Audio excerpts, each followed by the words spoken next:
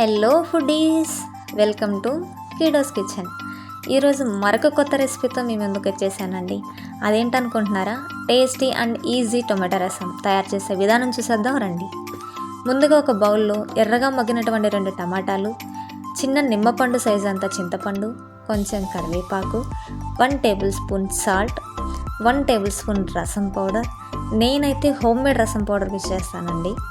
దానితో పాటు 2 కప్పుల వాటర్ వేసుకొని 5 నిమిషాల పాటు నానబెట్టుకోవాలి.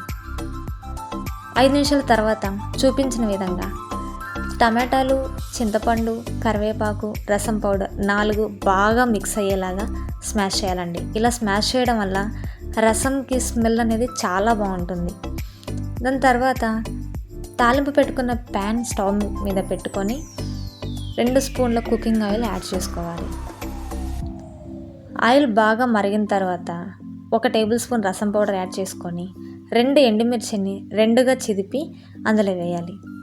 బాగా ఫ్రై చేసుకున్న తర్వాత ఆల్రెడీ మనం స్మాష్ చేసి ఉంచుకున్న టమాటా రసంలో ఈ తాలింపుని ట్రాన్స్ఫర్ చేసుకొని ఆ ఎండుమిరపకాయలని బాగా నలుపుకోవాలండి. ఇలా నడపడం వల్ల స్పైసీ అనేది యాడ్ అవుతుందండి. ఇప్పుడు పులుపుకు తగినంత నీళ్ళు, సాల్ట్ 2 యాడ్ చేసుకొని స్టవ్ మీద 3 నుంచి 4 నిమిషాల పాటు మీడియం ఫ్లేమ్లో బాయిల్ చేసుకోవాలి. ఇలా బాయిల్ అయిన తర్వాత కొంచెం కొత్తిమీర యాడ్ చేసుకోవాలండి. అంతేనండి, మన ఈజీ అండ్ టేస్టీ టమాటా రసం రెడీ అయిపోయింది.